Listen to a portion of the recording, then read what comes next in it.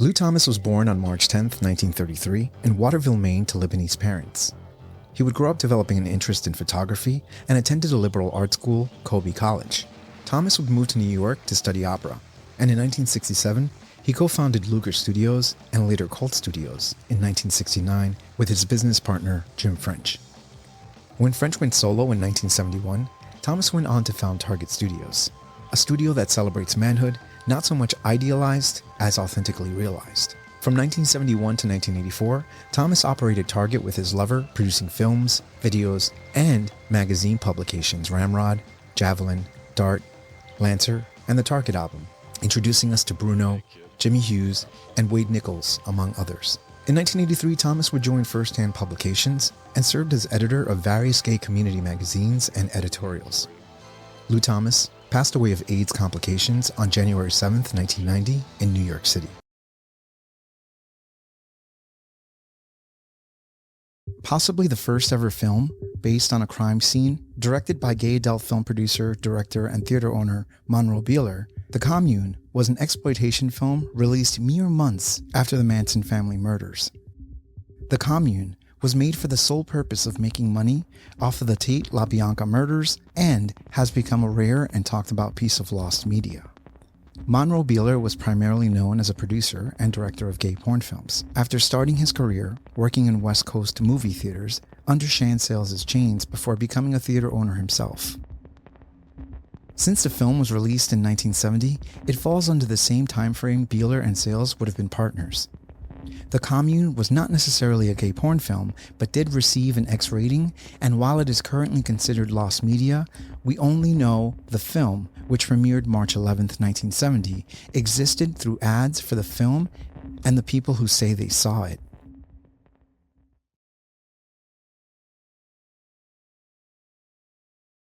When it came to finding models for an erotic film in the 1970s, there wasn't really a central casting agency for the films.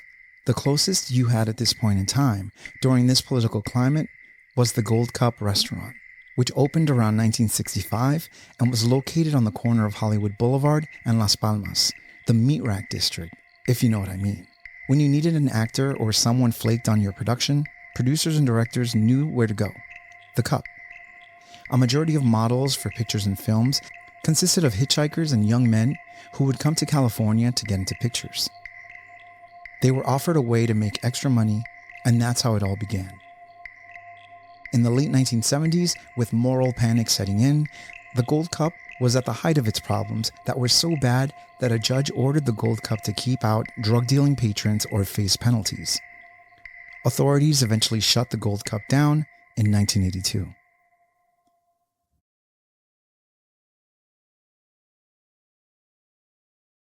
The 1970s gay erotic film star Bill Harrison, known to most of his fans as Big Bill Harrison, was born William Kinney Harrison on October 26, 1947, in Coronado, California. During the middle of the golden age of gay erotica, Harrison worked with director Wakefield Poole and starred in Bijou, considered a masterpiece in gay erotic filmmaking.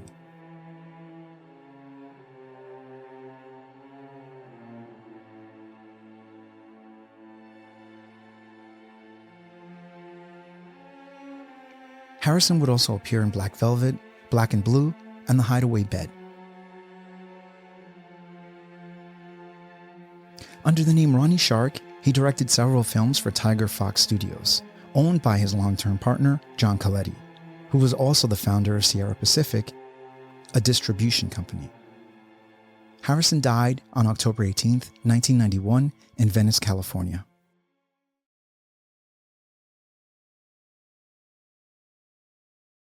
I'm Bert. I just come from Canada. By God, you're Rick's brother. How do you know this? Rick was my very close friend. I have come all the way from Canada to find him. I have not heard from him since his last letter. French-Canadian Burt Edwards was born Jean Cardin and was a staple in the early erotic gay films, starring in classics like The Rivermen and Moving. His insatiable sexual appetite was legendary and caught vividly by such directors like Wakefield Poole, Monroe Beeler, and Jay Bryan. Edwards would work with prominent studios of the day, Jaguar, Bijou, and mostly Falcon Studios through the 1980s until disappearing from the flourishing industry completely. There are rumors of his demise at his own hands, but they have not been substantiated. Ernie, I told you I was adrift now. I can't stay in the same place too long. I get restless. What are you trying to say? Then I can promise you I will stay here when this is over.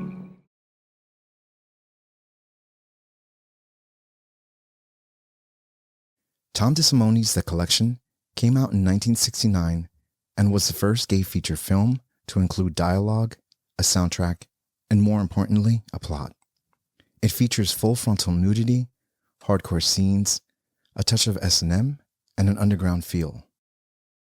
The Collection is about a madman who kidnaps young men and makes them sex slaves. Now crow and eat it. The film crossed a commercial and artistic threshold. Theater patrons were ready for something a bit harder than the fare they had been used to at the movie theaters. Upon its release, the film's promotional material and violence faced scrutiny, and a print of the film was seized by the Los Angeles Police Department during the premiere. A full copy of the film was never preserved, but portions of it were included and can be found in the 1975 documentary, Eroticas.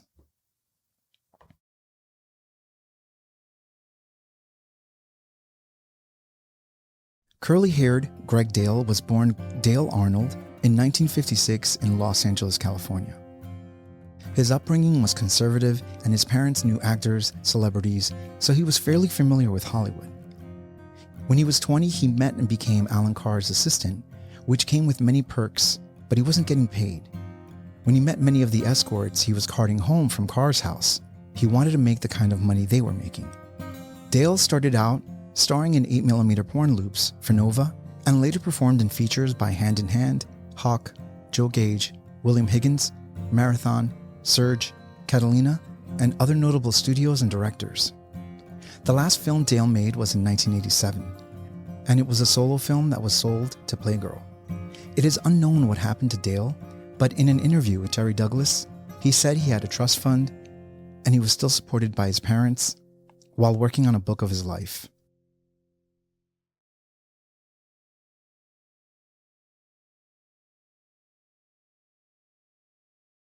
Paul Baresi was born in Lynn, Massachusetts in 1949 and is a former porn actor, director, and media personality. Baresi's career after his service in the United States Navy would begin when he was featured in Playgirl magazine in 1974. The next year, Jim French selected Baresi as a cult model. Baresi was also the first male model ever featured on the cover of Hustler magazine. From there, he would star in a string of classic erotic films during the 1970s and a handful of mainstream films in the 1980s before retiring from on-camera work in 1988. In the early 90s, Baresi began using the name Joe Hammer, directing and appearing in gay porn films in non-sexual roles.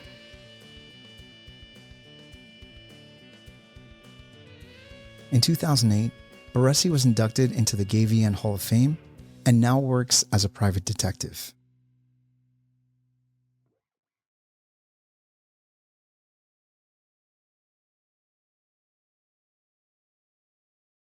Hi, I'm Scott Taylor. What I'm about to show to you is how to enlarge your penis. Scott Taylor was born Scott Taylor Hampton in Ohio in 1954. He was a precocious young man who later became known for his monster endowment and his intimidating persona both on and off screen. His nickname was the Sultan of Solo Sex because he only appeared in solo films, extreme and unusual solo scenes. His first film was 1979's Rough Cut, and from there Taylor would work with William Higgins and Al Parker. Taylor was a perfectionist and an exhibitionist who demanded creative control in the films he worked on, alienating him from directors, but the fans loved him. Taylor's last video, which he produced and directed, was Cutting Edge in 1993. He would die of AIDS in 1994.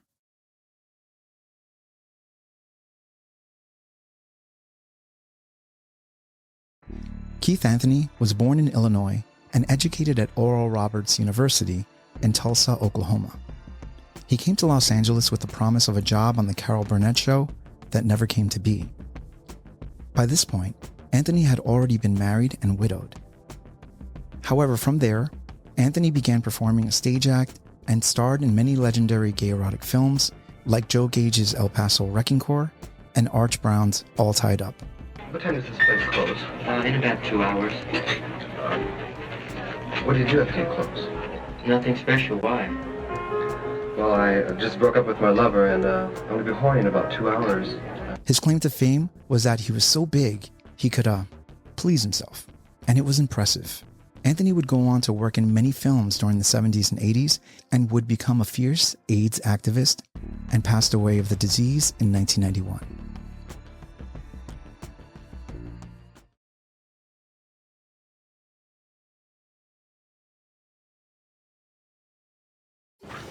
Hey, Coach. Hey, Bob. Hey, how's practice going? Oh, pretty good. I've been working real hard on my breaststroke. Oh, good. I'm depending on you and Jeff to pull us through Saturday.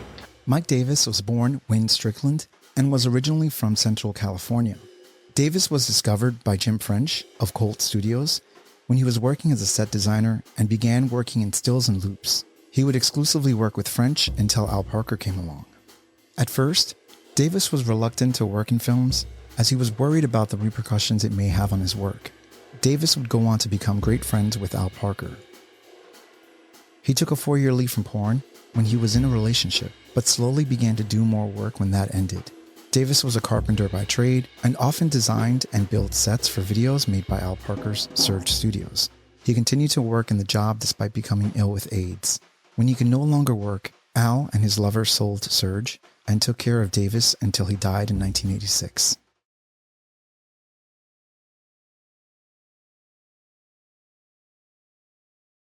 That's fine. I'll leave it all up to you.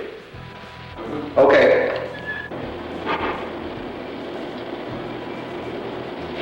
I want that one. Bob Blount was born Robert Curtis Blount on December 21st, 1947 in North Carolina. Blount had an all-American everyman look that would reign during the early days of gay erotica. Blount began his career in publications and then worked with Al Parker in Inches, Tom DeSimone in The Frenchmen, and Joe Gage in L.A., Tool, and Die. Not all of us are cut out for the home life routine. This isn't a long version of Father Knows Best, in case you haven't noticed. It's called Gay Life. Bob Blount died in a motorcycle accident just after L.A., Tool, and Die on September 6, 1979. Although his career was tragically cut short, he is remembered fondly by fans for his photo shoots and films.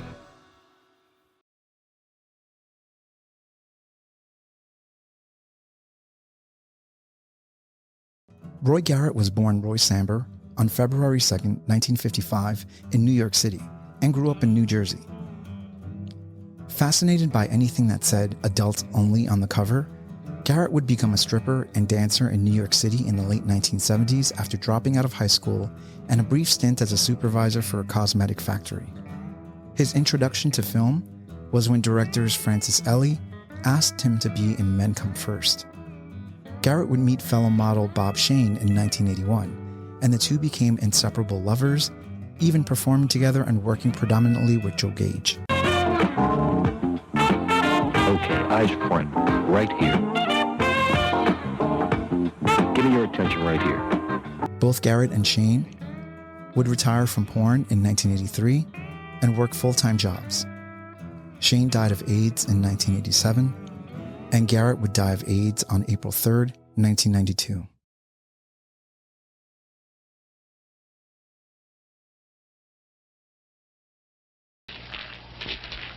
Help you, stranger?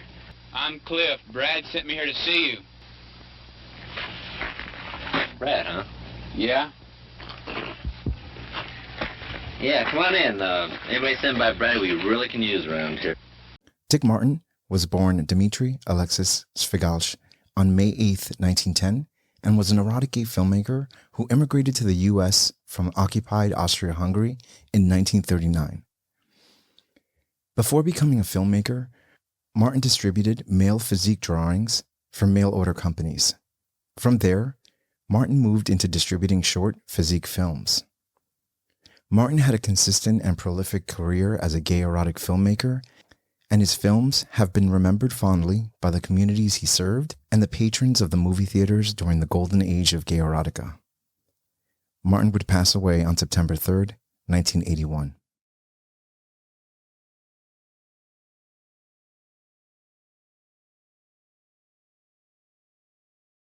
Nick Rogers was born Lawrence Rudolph White on June 28, 1952 in Texas. Rogers had a background in musical theater before he became an adult entertainer. His first film was Hot Trucking, a role he got when a friend of his spoke with director Tom DeSimone about him. After that, he met with DeSimone and boom, he was in the film. Rogers was credited as Larry LeBlanc as he still had a job as an advertising art director for The Advocate. He could have gotten away with it for his first film, but after that, this ruggedly handsome man would become a star. Although he never warmed up to having sex in front of people, Rogers enjoyed the action. He would go on to star in Lip Service, The Idol, Grease Monkeys, Saturday Afternoon Fever, Sex Machine, and Jockstrap. Not bad for a man who was a virgin until the age of 21. That's right, Rogers actually lost his V card while in the Air Force. Rogers died on January 10th, 1987 in Texas. You've been watching Demystifying Gay Porn. I'm your host, Ike Grande. Demystifying Gay Porn can be found on every podcast directory as well as YouTube. Demystifying Gay Porn is on X, Facebook, Instagram, Substack, Threads. And if you like what you're watching or listening to and want to be a part of the process, head over to patreon.com/demystifying gay porn, where you can support this podcast and YouTube channel, and I can continue making content like you've just enjoyed. As always, don't forget to subscribe, give this video a like, leave a comment, and let me know what else you'd like me to cover. This is Demystifying Gay Porn. My name is Ike Grande, and if you watch gay porn, I've definitely helped you get off.